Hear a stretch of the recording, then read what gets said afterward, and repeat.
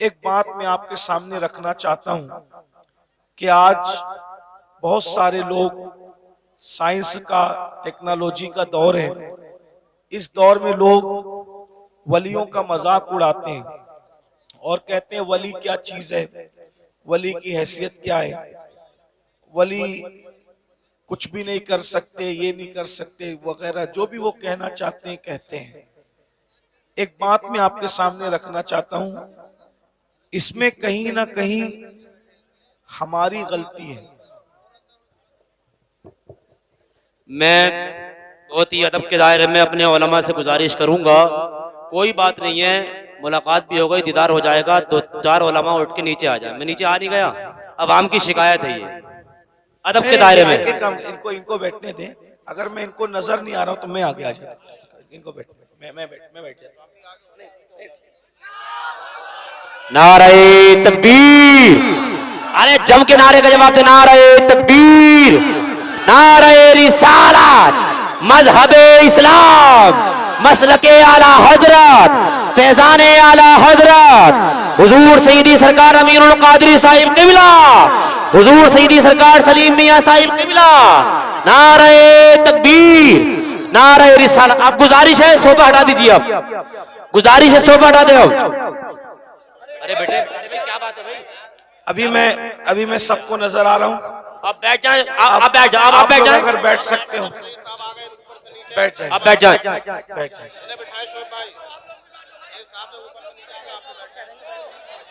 देखो बड़ी बात यह है कि हुजूर सईदी सरकार अमीनुल कादरी साहिब क़िबला आपकी मोहब्बत में सोफा छोड़ के नीचे आए हैं। अब आपको बैठ जाना चाहिए, बड़ी बुरी बात है, आपको बैठ जाना चाहिए। आप बैठ जाएं भाई, चैनल वालों बैठ जाएं, बैठ जाएं, आप भी बैठ जाएं, बड़ी बुरी बात है। हाँ एकदम बैठ जाएं, आप लोग बैठ जाएं, हाथ उठ के एकदम बैठे, पीछे भाई लोग बैठे खड़े हैं, बैठ जाएं।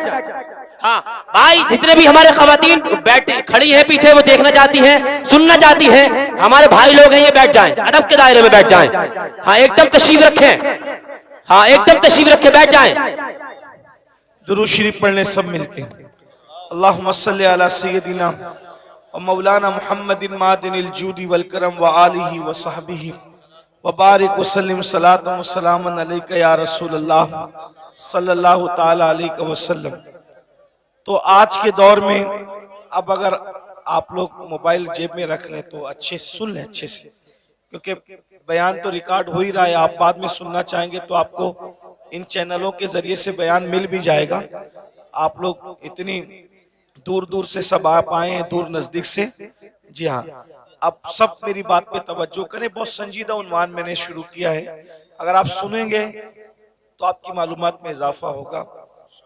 तो ये जो औलिया अल्लाह को लोग बदनाम कर रहे हैं, औलिया अल्लाह के खिलाफ बातें कर रहे हैं, इसमें कहीं ना कहीं हमारा कसूर है, हम अहले सुन्नत का कहीं कसूर है। क्योंकि हमारे कुछ लोग ऐसे हैं, वो इल्म वाले नहीं हैं, जो कम इल्म लोग हैं, वो किसी को भी वली बना के पेश कर देते हैं। तो एक बात याद रखिए कि हर नेक आदमी वली नहीं होता। ये बात याद रखना, हर नेक आदमी वली नहीं होता, लेकिन हर वली नेक होता है।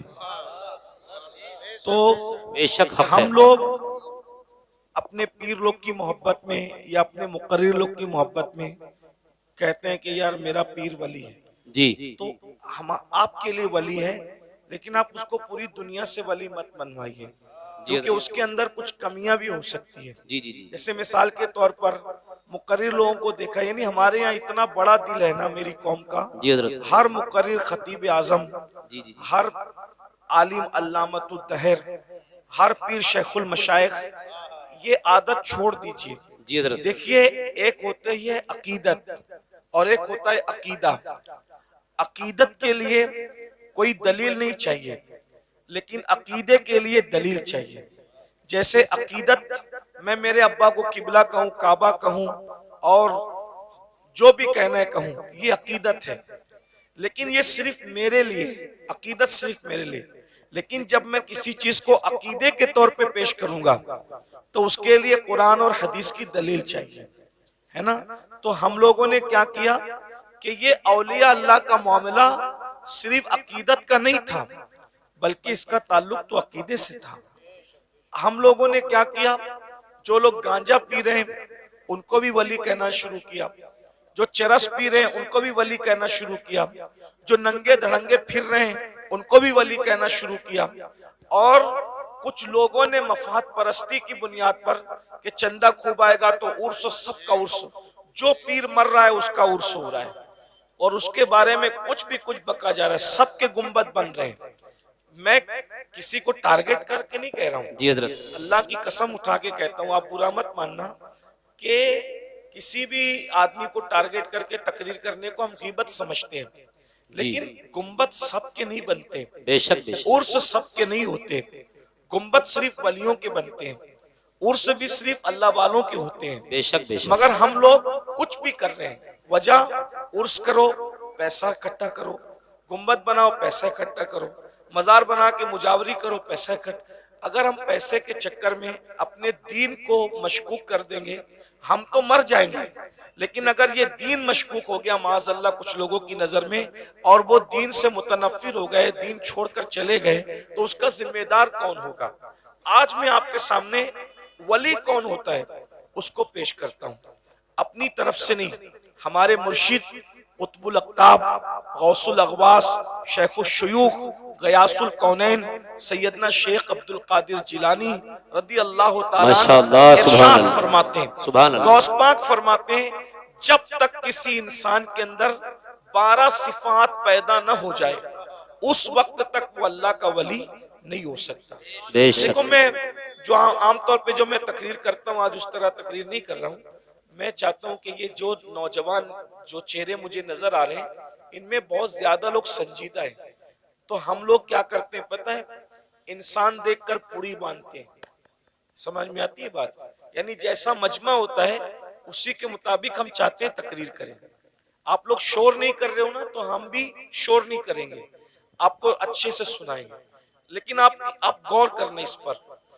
मैं नहीं कह रहा हूं, जिस गौसे आजम के दर से विलायत बढ़ती है, जो खुद वली बनाता है, बेशक हक है, तो वो खुद फरमा रहे, जब किसी इंसान के अंदर 12 चीजें जमा होती है तब वो अल्लाह का वली होता है। बेशक 12 में से एक भी अगर कम हुई तो वो नेक तो हो सकता है मगर वली नहीं हो सकता, है ना?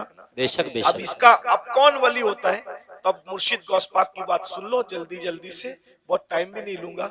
फरमाते हैं वली में 2 सिफात अल्लाह की होती है, यानी वो अल्लाह की 2 सिफात का मजर होता है, वो रसूलुल्लाह की 2 सिफात का मजर होता है, वो सिद्दीक अकबर की 2 सिफात का मजर होता है, वो फारूक आजम की 2 सिफात का मजर होता है, वो उस्मान गनी की 2 सिफात का मजर होता है, वो मौला अली की 2 सिफात का मजर होता है।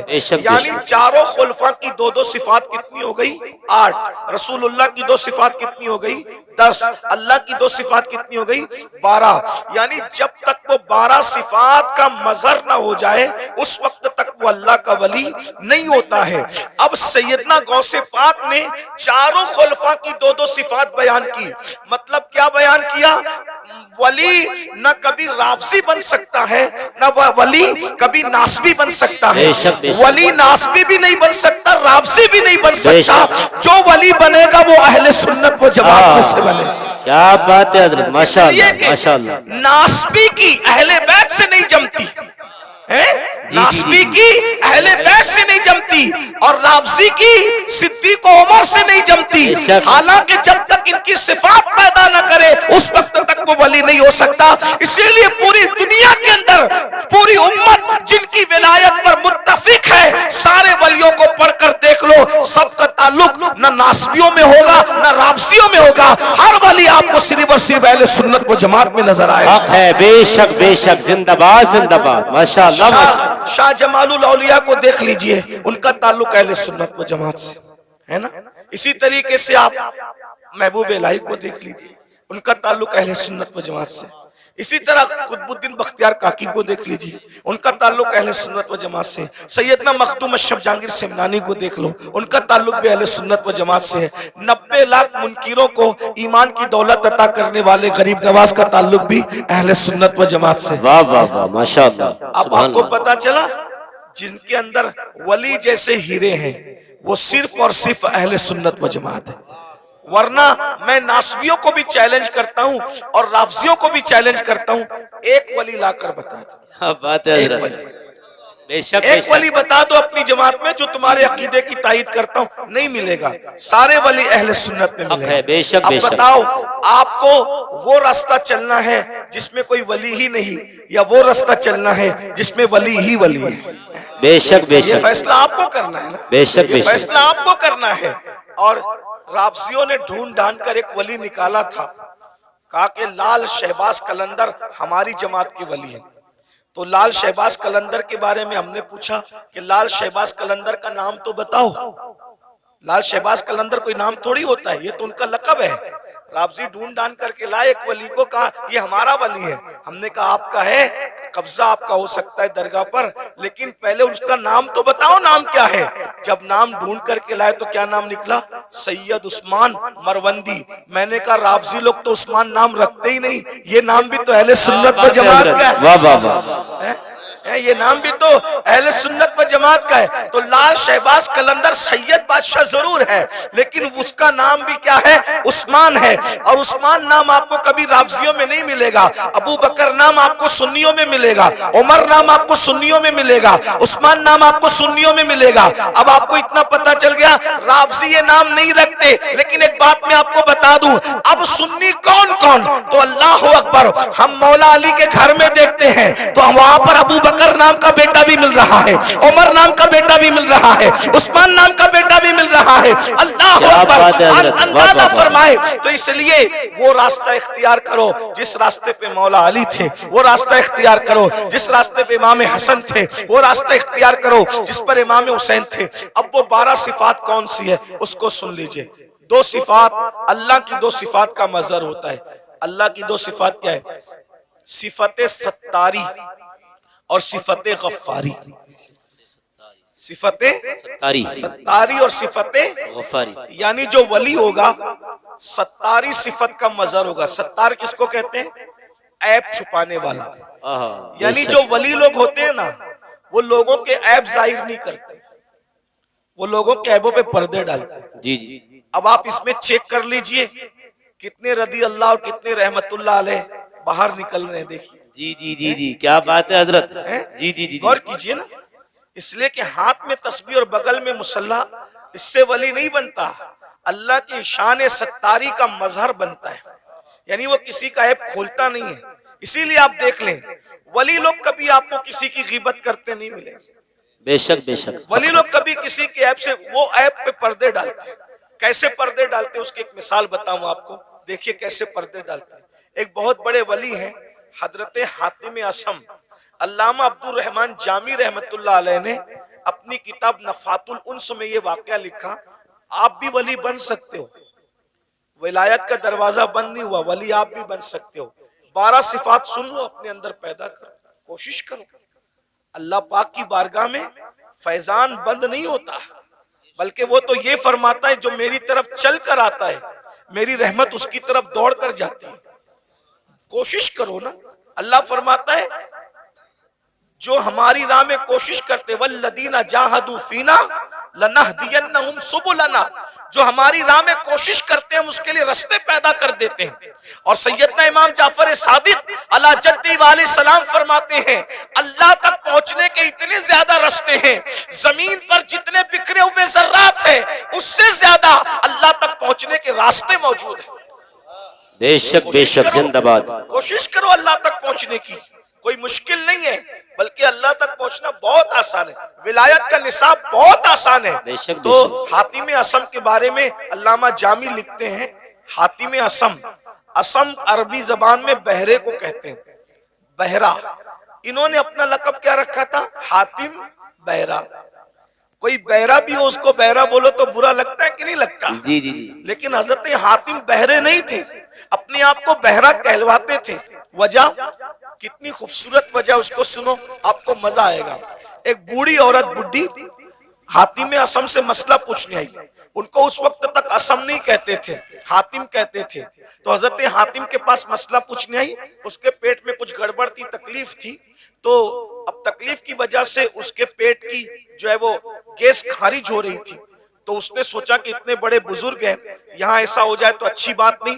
इत्तेफाक से उसने बहुत रोकने की कोशिश की, मगर बुढ़ापे में इंसान के आज़ा कमजोर हो जाते हैं। बहुत रोकने की कोशिश की मगर रोक नहीं पाई, और हजरत हातिम असम के सामने उसकी गैस खारिज हो गई।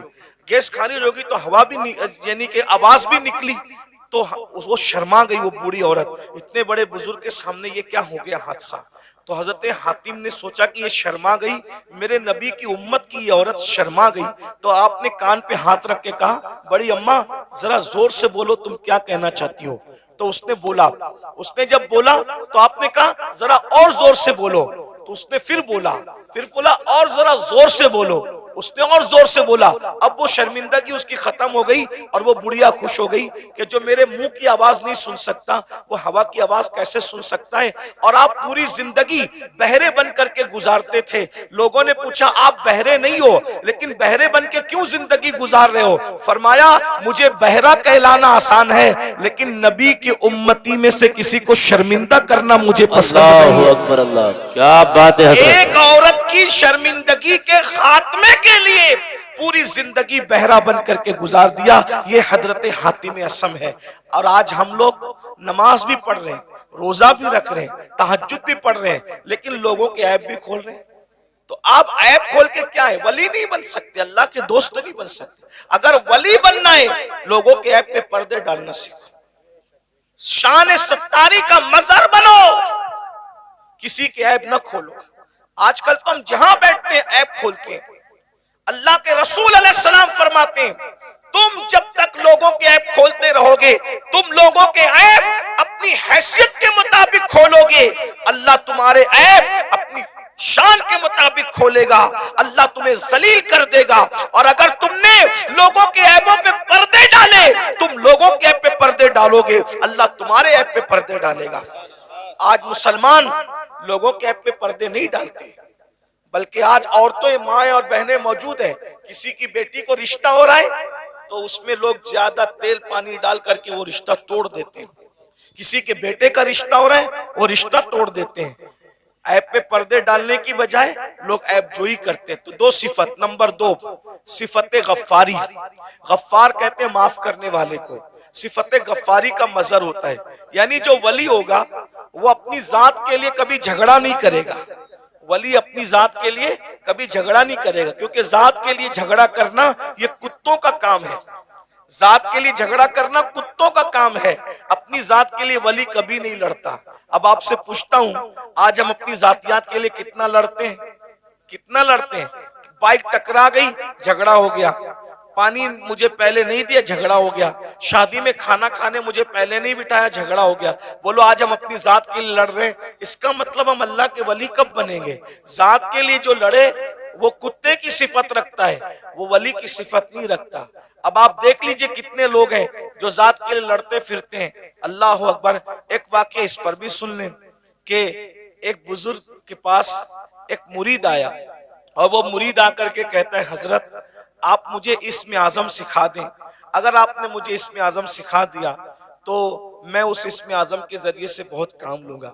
इस्म आज़म क्या है उसको सुन लें।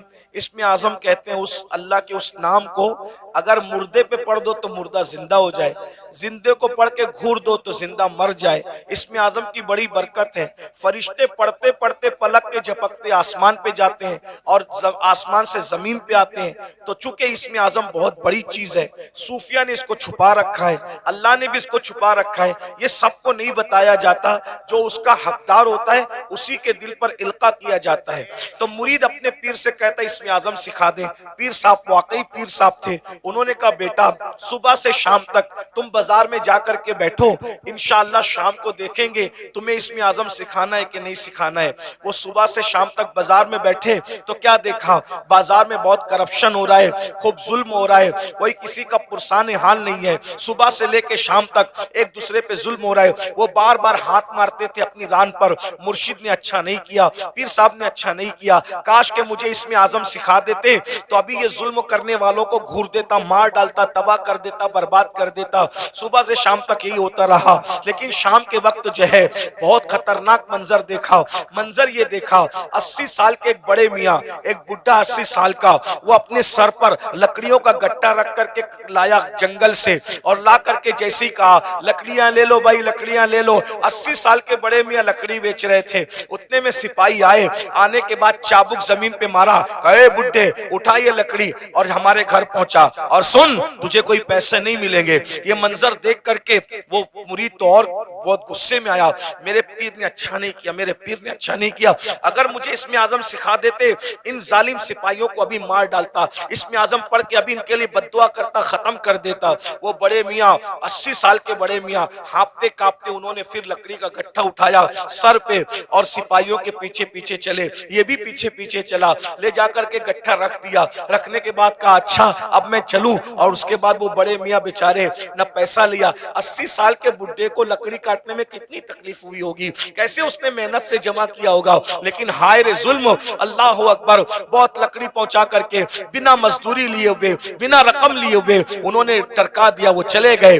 और उसके बाद ये तो गुस्से में कांप रहा था, मुर्शिद ने अच्छा नहीं किया। अगर अभी मुझे इसमें आजम मालूम होता, इन जालिमों को, इन गुंडों को इसमें आजम पढ़ करके कत्ल कर देता। जैसे ही मुर्शिद की खानका में पहुंचे, कहा हजरत आपने सिखा दिया होता बाजार में क्या गंदगी है, क्या जुल्म है, क्या ज्यादती है। और शाम का वाकया तो बड़ा बदतरीन है हजरत, बड़ा इबरतनाक है।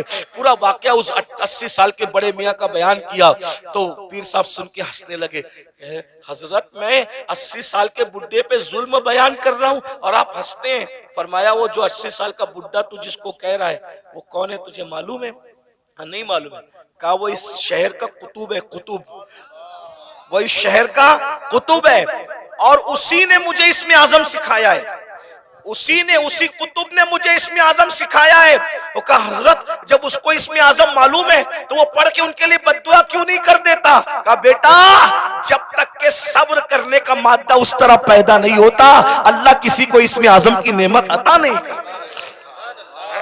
गौर कीजिए, यहाँ तो आज कोई छोटा मोटा आमिल बन जाए ना समा शबिस्तान रजा पढ़ के, तो कहता है कि अगर तूने मेरी बात नहीं मानी तो तेरा पेशाब बंद कर दूंगा, मेरी बात नहीं मानी तो तेरा खानदान जो है वो तबाह कर दूंगा। भाइयों ये सब हाँ उनके होते हैं जो खाली खड़े होते हैं। ये कुतुब लोगों को देखो, ये अब्दाल लोगों को देखो, ये वली लोगों को देखो, इतना जुल्म सह रहे हैं मगर जात के लिए कभी बदला नहीं लेते। क्यों? इसलिए कि जात के लिए लड़ना वली का काम नहीं होता, जात के लिए लड़ना ये तो कुत्तों का काम होता है। वली वो होता है जो सिफते गफ्फारी का मजहर होता है, अपने दुश्मनों को माफ करता है, अपने मुजरिमों को माफ करता है। उस पर एक वाकया याद आ गया, हालांकि बात तवील हो रही है लेकिन बात वाकया याद आ गया, सुन लीजिए।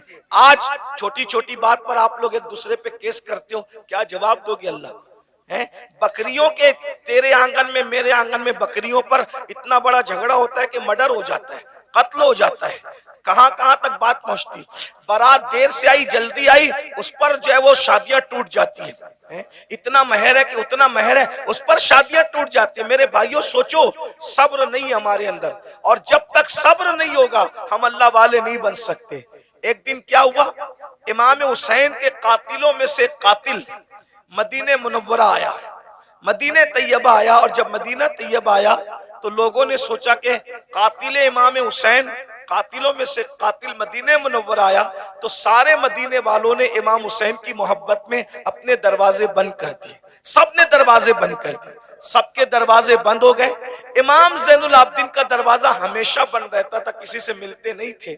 लेकिन जब उनको किसी ने इत्तला दी, हजरत हजरत करबला में का एक शख्स जो आपके बाबा का कातिल है वो मदीने मुनव्वरा आया, और सबने अपना दरवाजा बंद कर दिया। इमाम ने अपना दरवाजा खोल दिया, कहा उसको बुला कर लाओ। वो आया, इमाम ने दस्तरखान बिछाया, उसको खाना खिलाया, पानी पिलाया, उसने खाया भी पिया भी, और खाने और पीने के बाद कहा ऐ अली, इमाम ज़ैनुल आबिदीन का असली नाम अली है, कहा ऐ अली शायद तुमने मुझे पहचाना नहीं, या शायद तुम मुझे भूल गए। आपने फरमाया कैसे नहीं पहचाना? अरे ये मदीने वाले क्या करबला में थे? कहा नहीं थे। कहा जो करबला में नहीं थे उन्होंने तुझे पहचान लिया, मैं तो करबला में मौजूद था ना। मैं तुझे कैसे नहीं पहचानूंगा? वो तू ही जालिम है ना। तेरे कहने पे मेरे बाबा के जिस्म पे घोड़े दौड़ाए गए थे, मेरे नन्हे से भाई के हलक पर तीर चलाया गया था, मेरी फूफियां, मेरी अम्मियां, मेरी बहनों के दुपट्टे छीने गए थे। तू ही वो जालिम है ना। अल्लाह अकबर। जब उसने ये सुना लरस गया। हाँ मैं वो हूँ। आपने पहचाना कहाँ? पहचानने के बाद भी ये सुलूक किया।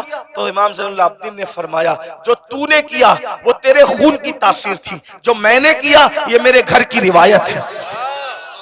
हम आले मोहम्मद दुश्मनों के साथ ऐसे ही सलूक करते हैं। अगर करबला वालों से मोहब्बत है, बताओ बाप के दुश्मन के साथ, बाप के कातिल के साथ इमाम ज़ैनुल आबिदीन ने क्या सलूक किया। और हम अपने समधियों के साथ क्या सलूक करते हैं, अपने भाइयों के साथ क्या सलूक करते हैं, अपने पड़ोसियों के साथ क्या सलूक करते हैं, अपने रिश्तेदारों के साथ क्या सलूक करते हैं। भाई एक मुंह किसी को अच्छा नहीं कहते, जबकि अल्लाह के रसूल अलैहिस्सलाम ने फरमाया, मुसलमान वो है जिसके हाथ से और उसकी जबान से दूसरे मुसलमान महफूज रहे। आज ना हमारे हाथ से कोई महफूज है, ना हमारी जबान से कोई महफूज है। जब भी जबान खोलते हो तो ऐसे तीर चलाते हो, नश्तर लगाते हो लोगों के दिल पर। याद रखना, तलवारों के जख्म तो भर जाते हैं, जबान के जख्म भरा नहीं करते। कैसा कलमा पड़ा है? नबी तो वो मुसलमान बनाने आए थे कि जिसके हाथ से, जिसकी जबान से दूसरे मुसलमान महफूज रहे। ना आज हमारे हाथ से कोई महफूज है, ना हमारी जबान से कोई महफूज है। तो बताओ, नबी वाले मुसलमान हो या अपनी तबीयत वाले मुसलमान हो? बीवी को मां बहन की गाली देकर के उसका दिल दुखाते हो। रसूलुल्लाह तो फरमा रहे, मुसलमान वो है जिसकी जबान से किसी को तकलीफ नहीं पहुंचती, जो अपनी शरीक हयात है, जो अपनी लाइफ की पार्टनर को मां बहन की गाली दे, वो मुसलमान कैसा होगा? रसूलुल्लाह फरमा रहे, मुसलमान वो है जिसके हाथ और जबान से दूसरा मुसलमान महफूज रहे। जो अपने माँ बाप का दिल दुखाए वो कैसा मुसलमान है? जो अपने पड़ोसी को तंग कर दे वो कैसा मुसलमान है? बस बात इतनी है। तकरीरें बहुत सुन रहे हो भाई, मुकर्रिर लोग भी माशाल्लाह ऐसे हो गए अल्हम्दुलिल्लाह के एक ढूंढो हजार मिलते, और तकरीर सुनने वाले भी हजारों हैं, लेकिन कोई सुधरने तैयार नहीं। और ये भी कयामत की निशानी में से एक निशानी है। अल्लाह के रसूल अलैहिस्सलाम ने फरमाया, लोग दीन सुनने जमा होंगे, दीन पर अमल करने जमा नहीं होंगे। सुनिए, गौर से सुनिए, तवज्जो है। लोग दीन सुनने जमा होंगे, लोग दीन सुनने जमा होंगे, दीन पर अमल करने जमा नहीं होंगे। देख लीजिए,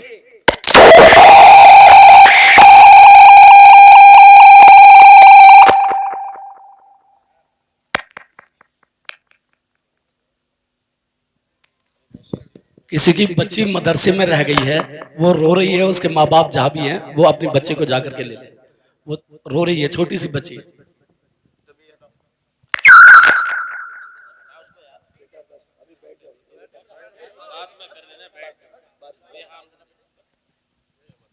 लोग दीन सुनने जमा होंगे, दीन पर अमल करने जमा नहीं होंगे। मैं कोई गुस्से में नहीं, लेकिन आपको एक बात कहता हूं, जरा गौर करना, जरा ध्यान देना। आज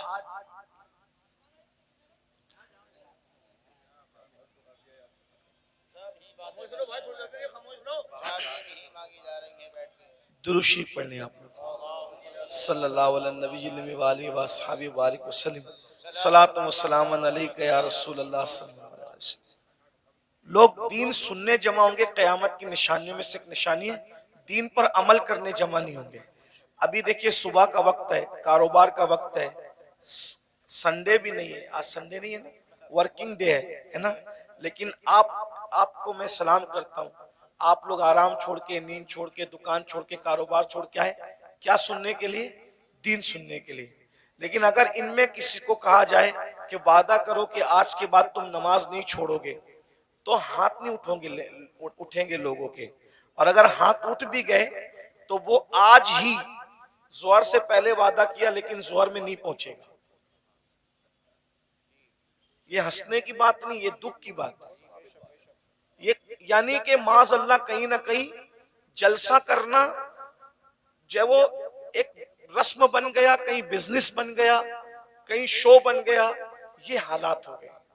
हम अल्लाह को मुंह क्या दिखाएं? अल्लाह को मुंह दिखाना है भाई। अगर जज के सामने कल तारीख हो ना, तो बड़े बड़े लीडरों को रात को नींद नहीं आती कि सुबह अदालत में खड़े होना है जज के सामने। हालांकि दुनिया का जज रिश्वत लेकर भी फैसला बदल सकता है, दुनिया का जज मुंह देखकर फैसला कर सकता है, दुनिया का जज चेहरा देखकर फैसला कर सकता है, लेकिन वो आदिल जिसकी बारगाह में अंबिया भी कांपेंगे, जिसकी बारगाह में अंबिया उसके महबूब भी नफ्सी नफ्सी पुकारेंगे, जिसकी बारगाह में फरिश्ते भी कांपेंगे, थर थर कांपेंगे। अल्लाह कुरान में फरमाता है यौम यक़ूमुर रूह वल मलाइका सफ़्फ़न ला यतकल्लमूना इल्ला मन अज़िन, कि जिब्रील और सारे फरिश्ते अल्लाह की हैबत से थर थर कांपेंगे। अरे जहां जिब्रील भी कांप रहे होंगे, हम अल्लाह को क्या मुंह दिखाएंगे?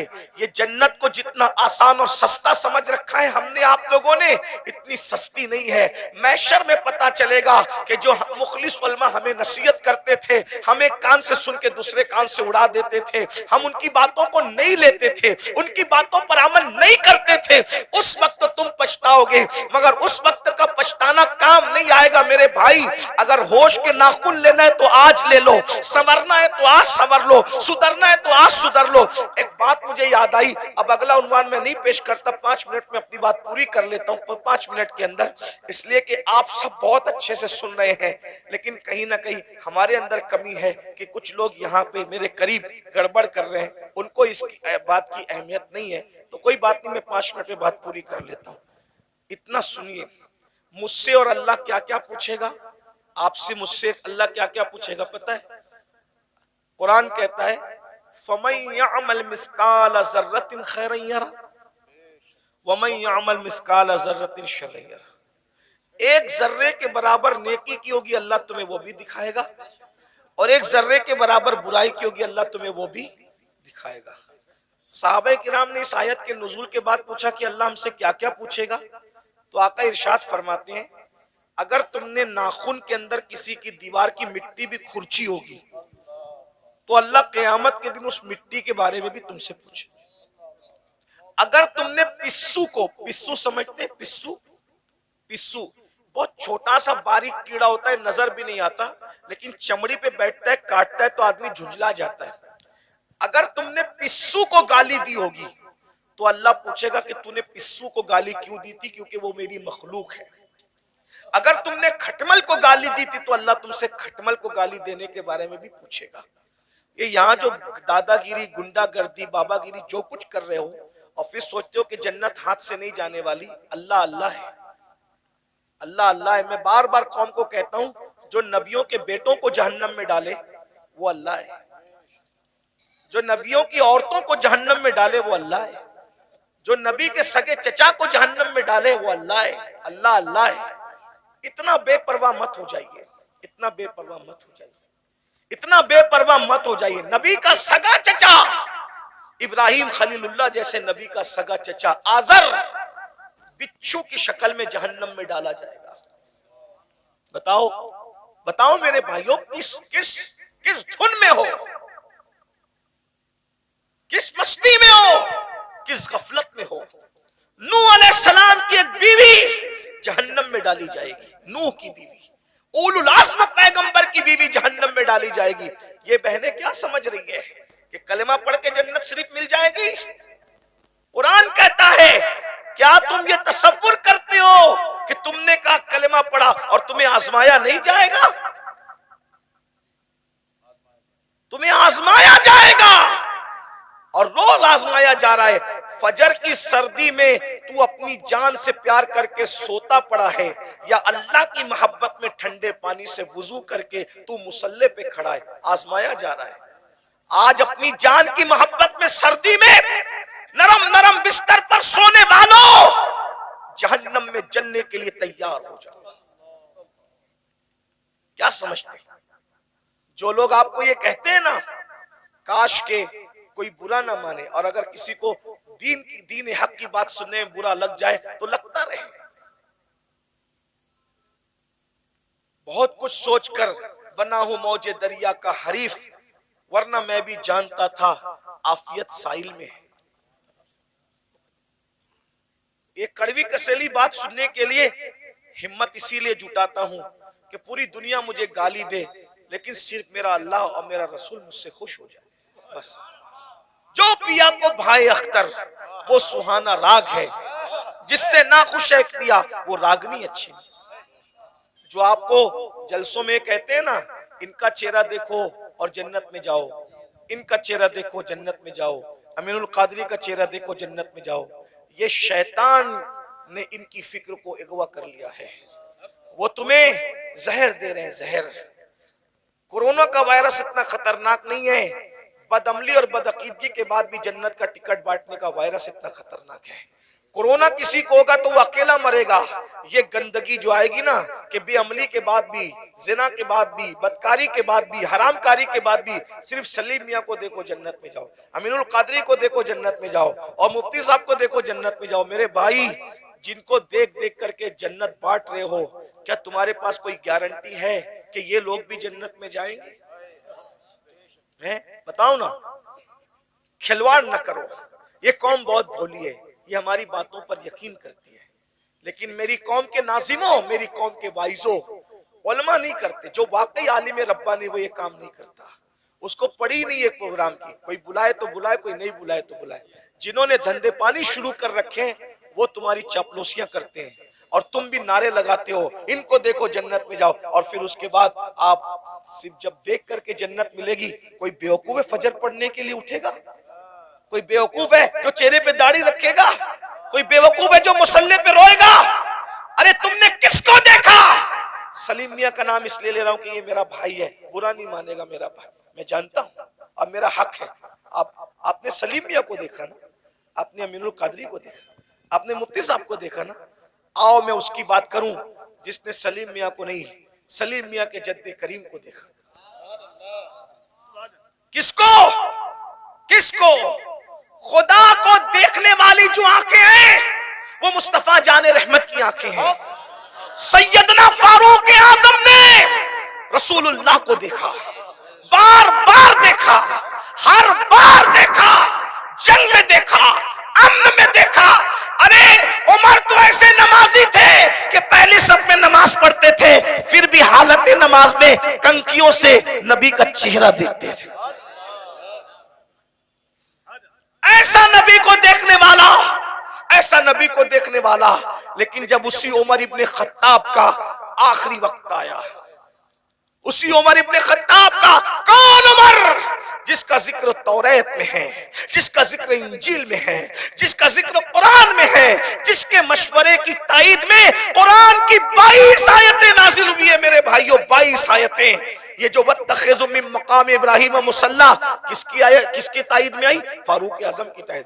जब रसूलुल्लाह ने काबे का तवाफ किया, काबे का तवाफ किया, सुन लो उमर कौन है, हमसे सुनो सैयदों से उमर कौन है, फारूक आजम कौन है? अल्लाह अकबर। फारूक आजम कौन? जब रसूलुल्लाह ने काबे का तवाफ किया तो सहाबा से मशवरा किया कि वाजिबुत तवाफ जो नफिल नमाज है कहां पढ़ी जाए। सहाबा का दिल खुश करने के लिए किसी ने कहा काबे के अंदर पढ़िए, किसी ने कहा हतीम में पढ़िए, किसी ने कहा यहां पढ़िए, किसी ने कहा वहां पढ़िए। फारूक आजम ने कहा या रसूल अल्लाह, जहां आपके दादा इब्राहिम अलैहिस्सलाम के कदम का निशान है वहां पर आप नमाज अदा कीजिए। अभी उमर ये कह ही रहे थे कि जिब्रील आ गए, कहने लगे वत्तखिज़ु मिन मकाम इब्राहीम मुसल्ला, जहां आपके दादा इब्राहिम के कदमों का निशान है उसको अपना मुसल्ला बना लीजिए। शराब की हुर्मत की बात फारूक आजम के मशवरे की ताईद में, पर्दे की बात फारूक आजम के मशवरे की। और कौन फारूक आजम? जिसके बारे में कहा मेरे बाद अगर कोई नबी होता उमर इब्ने खत्ताब होता। कौन फारूक आजम? जब फारूक आजम आ रहे हैं, जिब्रील अलैहिस्सलाम रसूलुल्लाह की बारगाह में मौजूद हैं, तो जिब्रील ने फारूक आजम को देख के मुस्कुराया। मेरे सरकार ने कहा क्यों मुस्कुरा रहे हो जिब्रील? हुजूर आपका यार उमर आ रहा है। तो आका ने फरमाया क्या मेरे उमर को आसमान वाले भी पहचानते हैं? मेरे उमर को आसमान वाले भी पहचानते हैं? तो जिब्रील अलैहिस्सलाम कहते हैं हुजूर जमीन वालों से ज्यादा उमर को आसमान वाले पहचानते हैं। और सरकार ने कहा जरा मेरे उमर की शान बयान कर दो जिब्रील। तो जिब्रील ने एक जुमले में शान बयान की। कहते हैं या रसूल अल्लाह, अगर मैं हजरत नूह की उम्र के बराबर यानी 1000 साल की उम्र लेकर के आऊं और उम्र की फजीलत बयान करता रहूं तो 1000 साल खत्म हो जाएंगे मगर उम्र की फजीलत खत्म नहीं हो सकती। इतनी बड़ी हस्ती है ना। रसूलुल्लाह को देखा, रसूलुल्लाह को देखा। अब सुन लो उनका जिंदगी का आखिरी वक्त। फारूक आजम शहीद है, फारूक आजम शहीद है। अल्लाह अकबर। और किस हालत में शहीद है? हालत नमाज में। आखिरी वक्त आ गया, चारपाई पर फारूक आजम लेटे, पूरा जिस्म खून से लहू लहान है। फारूक आजम लहू लहान है पूरा जिस्म। फारूक आजम अपने बेटों से कहते हैं मेरे बेटो, मेरे बच्चों, तुमने मेरी फर्मा बरदारी की, मैंने जो कहा तुमने मेरी बात मानी, अल्लाह ने मुझे फर्मा बरदार औलाद अता की, आज मेरी फर्मा बरदारी करोगे आखिरी वक्त में? लोगों बच्चों ने कहा जी हुजूर जरूर करेंगे। फरमाया एक काम करो, मुझे चारपाई से उठा के जमीन पे डाल दो। देखो ये फारूक आजम के आखिरी लम्हात है, ये उनकी आजिज़ी है, ये उनकी इनकिसारी है, ये उनका इखलास है। जन्नत का कहाँ ख्वाब देख रहे हो भाइयों? ना वुजू आता है ना गुस्ल आता है। 2 रकअत नमाज जुमा पढ़कर ऐसे भागते हो जैसे स्कूल की छुट्टी होने पे स्कूल के बच्चे भागते हैं। भाइयों जरा सोचो ना, जरा गौर करो ना, जरा गौर तो कीजिए, अपने आप पे रहम कर लीजिए। हम में से कोई अल्लाह के अजाब को बर्दाश्त करने की ताकत नहीं रखता, हम में से कोई जहन्नम का सामना करने की ताकत नहीं रखता। मत आप धोखा दीजिए अपने आप को, मत फरेब कीजिए अपने आप से, अपनी आखिरत को तबाह मत कीजिए। वो मुसलमान बनिए जैसे हुजूर मुसलमान बनाने आए थे। सैयदना फारूक आजम फरमाते हैं मुझे चारपाई से उठाकर जमीन पे डाल दो। जब जमीन पे डाल दिया गया तो फारूक आजम खाक पर अपने चेहरा रगड़ने लगे और रोकर कहते अल्लाह उमर की बख्शिश कर दे, उमर की जिसको रसूलुल्लाह ने जन्नत की बशारत दी उसकी जिंदगी का एंड ये है। उमर की ये उनका खौफ खुदा है, ये उनकी आजिज़ी है, ये उनकी इनकिसारी है। अल्लाह उमर की बख्शिश कर दे, मगफिरत कर दे। रो रहे हैं, मैं उमर क्या जवाब दूंगा तेरी बारगाह में, उमर क्या हिसाब देगा तेरी बारगाह में। इधर का चेहरा रगड़ते, इधर का गाल रगड़ते हैं और अल्लाह की बारगाह में कहते हैं मुझे माफ कर दे, मेरे बुढ़ापे पे रहम कर दे। किसी ने कहा अमीरुल मोमिनीन आप तो वो है ना, आप वो हैं कि आपने इतना फतुहात, इतने फतुहात किए, ये काम किया दीन का, ये काम किया दीन का, ये काम किया दीन का। सर उठा के कहते हैं ओ मनकबत पढ़ने वाले खामोश, ये मनकबत पढ़ने का टाइम नहीं। क्या कहा? ये मनकबत पढ़ने का टाइम नहीं है। और हम तो माइक पर अपनी फजीलत सुन के खुश होते हैं, जबकि वो सही भी नहीं होती, झूठ झूठ होती है, झूठ झूठ होती है। अस्तगफिरुल्लाह। बहुत सारे नाजिम लोग 25,000 20,000 सिर्फ झूठ बोलने का लेते हैं। उस कौम को बर्बादी से कौन रोक सकता है जो कौम झूठ बोलने के लिए 25,000 रुपया देती है? आना सलीम मियाँ की करामत गढ़ के बयान करना 25,000 लोग, अमीनुल कादरी करामत बयान करना 25,000 लोग, मुफ्ती साहब के बारे में बताना, इन जैसा तो आलिम रब्बानी जो है वो 200 साल में वही नहीं है, ये सब कहना। अरे सुनने वालों, तारीफ सुनने वालों, अल्लामा शरफुद्दीन यहिया मनीरी कहते हैं दुनिया में जितना बड़ा दावा करेगा कयामत के दिन उतनी बड़ी दलील अल्लाह को पेश करनी पड़ेगी। बताओ मेरे भाइयों कहाँ हो? जलसों का मिजाज बदल दिया तुम लोगों ने, सब चौपट करके रख दिया। दीन जलसों में नहीं होगा तो कहाँ होगा? फारूक आजम की जो मनकबत पढ़ी जा रही थी वो कोई नाजिम नहीं पढ़ रहा था, वो सच्ची मनकबत थी। अरे जिसकी मनकबत कुरान पढ़े उससे बड़ा वली कौन हो सकता है? अल्लाह अकबर। लेकिन फारूक आजम ने रोक दिया, फरमाया ओ मनकबत पढ़ने वाले, ये मनकबत पढ़ने का टाइम, चुप रहे, खामोश रहे और मैं जो कर रहा हूं मुझे करने दे। और फिर सर उठाकर लोगों से कहा लोगों तुम मेरी मनकबतें पढ़ते हो, सुनो। उमर तो बस इतनी तमन्ना रखता है अल्लाह की बारगाह में, अल्लाह ना मुझे कोई सवाब दे, जुमले सुनो फारूक, अल्लाह ना मुझे कोई सवाब दे, ना कोई मर्तबा दे, ना कोई मकाम दे, और ना मुझे अजाब दे, ना जहन्नम में डाले, वो मुझे बराबर सराबर ऐसे ही छोड़ दे तो उमर समझेगा कि उमर कामयाब हो गया। ये फारूक आजम की आजिज़ी है। और हम कहाँ है, किधर है? भाइयों तौबा करो, रमजान शरीफ करीब आ रहा है, इरादा करो एक भी रोजा नहीं छोड़ूंगा, सारे रोजे रखूंगा, इरादा करो तरावी नहीं छोड़ूंगा, पूरी तरावी जमात के साथ पढ़ूंगा, नमाज पाबंदी से पढ़ूंगा। अभी से तौबा करो, माहौल बनाओ, जहन बनाओ। और अगर आप दीन के करीब नहीं आए भाई, ऐसे ही आप आवारा गर्दी करते रहे, हराम लुकमा खाते रहे, गुनाह करते रहे, फिल्में देखते रहे, किसी का कुछ नहीं बिगड़ेगा। आप अपनी आखिरत को बर्बाद करोगे, तबाह करोगे। जब अल्लाह नबी की बीवी को उठा के जहन्नम में डाल सकते हैं, नूह अलैहिस्सलाम की बीवी की शक्ल में, अगर वो हमें जहन्नम में डालेगा, कौन बचाएगा, कौन रोकेगा? बताइए ना। नूह अलैहिस्सलाम अपनी बीवी को बचाएंगे? बोलो, नहीं बचाएंगे। बीवी को नहीं बचाएंगे। क्यों? इसलिए कि नबी जानता है जिसमें अल्लाह की रजा उसमें मेरी रजा है। नबी जानता है जिसमें अल्लाह की रजा उसमें मेरी रजा। इब्राहिम अलैहिस्सलाम अपने चचा को बचाएंगे? नहीं बचाएंगे। जिसमें अल्लाह की रजा उसमें मेरी रजा। गौर कीजिए, ये नहीं कह रहा हूं कि नबी बचा नहीं सकता, नबी जिसको चाहे बचा सकता है, लेकिन हम अल्लाह का जितना अदब करते हैं उससे ज्यादा अदब अल्लाह का अंबिया करते हैं। मौला जो तेरी रजा वो हमारी रजा। ये कुफ्र पर मरे, हम इनको नहीं बचाएंगे। तूने मना कर दिया, हम नहीं बचाएंगे। हाँ, अगर तूने इजाजत दी तो जिनको हम पहचानते भी नहीं है हम उसको बचा लेंगे, उनको बचा ले। नबी साहिब इख्तियार होता है, मजबूर नहीं होता। लेकिन नबी की अल्लाह से मोहब्बत और अल्लाह की बारगाह का अदब यह है कि कोई नबी अल्लाह का कहना नहीं तोड़ेगा। एक आखिरी बात आई, मैं वो बात कहने चला था, फिर बीच में बात आ गई। हम अल्लाह को क्या जवाब दें? लोग जिना कर रहे हैं, ये नौजवान छोकरे आज के 16-16, 17-17 साल की उम्र में जिना करते हैं, लड़के लड़कों के साथ बदकारियां करते हैं, क्या क्या जुर्म करते हैं, बुराइयां करते हैं। अल्लाह को क्या जवाब दोगे? अल्लाह के सामने बोल पाओगे कि हम जिना करके आए? बोलो, अल्लाह के सामने बोल के आओगे हम औरतों पे पाप की नजर डाल के? अल्लाह के सामने बोल पाओगे कि हम बदकारी करके? बताओ, कुछ बोल पाओगे? नहीं बोल पाओगे। भाई, हम जब अपने पीर के सामने नहीं बोल सकते तो अल्लाह के सामने क्या जवाब दें? मेरे इमाम कहते हैं, करीम अपने करम का सदका, लई में बेकद्र को न शर्मा, तू और रजा से हिसाब लेना, रजा भी कोई हिसाब। और कहते हैं, सदका प्यारे की हया का, न ले मुझसे हिसाब, बख्श बे पूछे लजाए को लजाना क्या है। बहुत कठिन मंजिल है। हदीस पाक में आता है, अल्लामा इब्ने कसीर ने इस हदीस को लिखा है कि अल्लाह ईसा अलैहिस्सलाम को अपनी अदालत में खड़ा करेगा। किसको? किसको? पहचानते हो ईसा अलैहिस्सलाम को? हमारे नबी से पहले जो नबी आए वो कौन थे? ईसा अलैहिस्सलाम। और ईसा अलैहिस्सलाम कौन है आपको पता है? ये कंवारी मरियम, जिसको किसी मर्द ने हाथ भी नहीं लगाया, अल्लाह ने बिन बाप का कंवारी बतुल मरियम से ईसा अलैहिस्सलाम को पैदा किया। सुभान अल्लाह। अल्लाह ने इनको झूले में बोलने की ताकत अता की। ये कलिमतुल्लाह है, रूहुल्लाह है। इनको जब सूली देने की साजिश की गई तो अल्लाह ने इनको आसमानों पे उठा लिया। अब ध्यान देना, जब ये आसमानों पे उठा लिए गए तो इनके मानने वालों ने इनको कहा कि ईसा खुदा का बेटा था और मरियम खुदा की बीवी थी। माज़अल्लाह। अल्लाह का कोई बेटा नहीं है, अल्लाह की कोई बीवी। लेकिन उनके मानने वालों ने ये गंदगी फैला दी।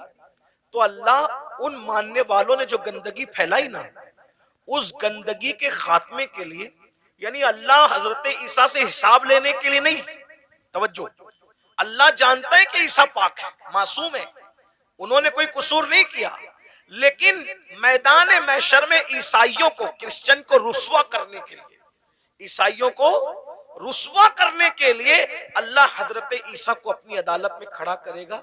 और अपनी अदालत में खड़ा करके अल्लाह पूछेगा कि ऐ ईसा, क्या तुमने इन ईसाइयों को, अपने मानने वालों को यह कहा था कि तुम अल्लाह के बेटे और तुम्हारी मां अल्लाह की बीवी है? तुमने ये बात कही थी?